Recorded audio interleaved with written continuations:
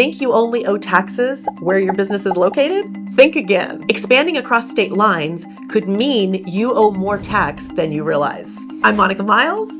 I'm Bill Lowe. And we're Miles Consulting Group. Nexus is something our clients deal with all the time. So what is it? Nexus is the connection that a company has with a state. And why this is important is if you have nexus with a state, you have a filing requirement with that particular state. And companies often don't realize that they're triggering nexus or a taxable presence in a state. And that's often where we come in to help. Nexus is something our clients deal with every day. I mean, that's often what leads them to come talk to us, right? I think it's important to say that nexus is the connection. That's right. It's the connection that you have with a particular state. At what point can a state require you as a company to file taxes in that particular state? That is the basic concept of nexus. And that's where a lot of our clients, when they come to us, they don't realize that they've triggered nexus in a state, and that causes a lot of the concerns that we help alleviate. And what creates that nexus is usually two parts. It's either a physical nexus with the state or it's an economic nexus with the state. And physical nexus is typically when you have a presence, a physical presence in the state. It's something that could be very obvious. It could be you have an office in the state, you have an employee in the state, right? You have inventory in the state. That's what gives the physical presence standpoint. I always like to explain it as boots on the ground. You know, you're actually touching that state. You've got somebody or something that actually touches the state, and that's physical presence. What some companies overlook, though, is the employee that may travel into the state from outside of the state. Right. And they don't realize that employee, like a sales representative, is creating physical nexus for the company once they travel into the state. Another one is independent contractors. So if you're offering white glove service, that's always one of my favorites, our clients that offer white glove service. Those contractors acting on their behalf often create nexus as well. The other one that we see sometimes is widgets. So you have a software product, and that's your main thing, but you lease widgets to people to use, like a device or something, and those present in the state can also create nexus. Yeah, and they call that tangible personal property. Right? It's something that it's your ownership of property.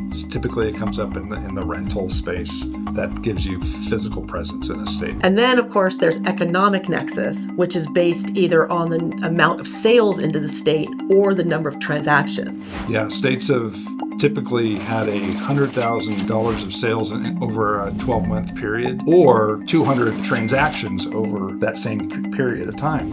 And what they found is that the transaction count is not making a lot of sense, right? So they've started eliminating the transaction count, because if you think about it, you could have 200 $1 transactions, and they're putting you on the same footing as if you had $100,000 of sales into the state.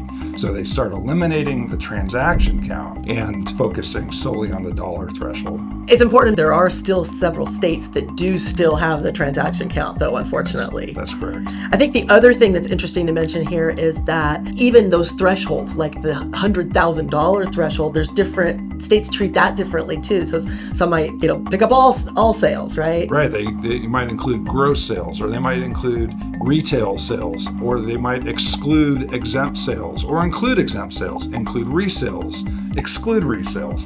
It just depends on the state. Every state's got their own policy in this in regard to economic nexus. And this is what adds the complexity of determining your economic nexus in a state. Many times we have companies that come to us with some knowledge of reading about economic thresholds.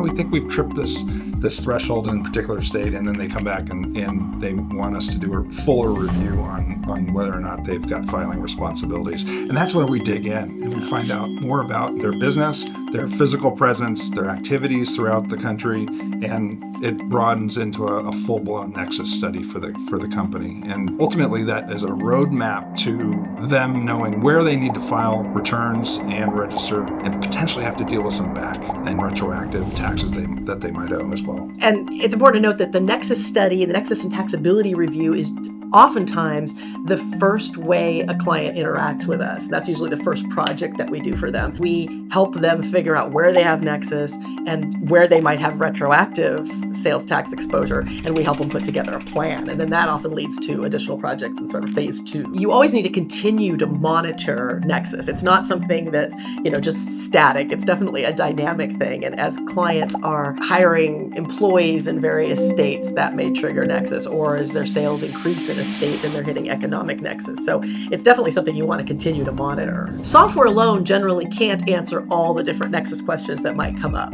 Again, the software programs that are out there do a pretty good job as long as the data that's in there is correct. So we try to work with our clients to pull some of that data out in conversation and real understanding of what clients are doing. Yeah, software typically handles the economic nexus scenario very well. They understand dollar thresholds, they understand transaction thresholds going through. But when you get to the physical presence side, the physical nexus, that's the more complicated area where, an example is where are my employees located, right? That's not typically in the software data set that it can measure. Bottom line, we think it's really important for business owners and businesses to explore Nexus online and get a baseline understanding of it. But when you actually have to implement and start filing in states and deciding when you had Nexus, that's really where we feel like we can add some value as a consultant. So these are the main things to know about Nexus. If you feel like you have a Nexus issue, call us.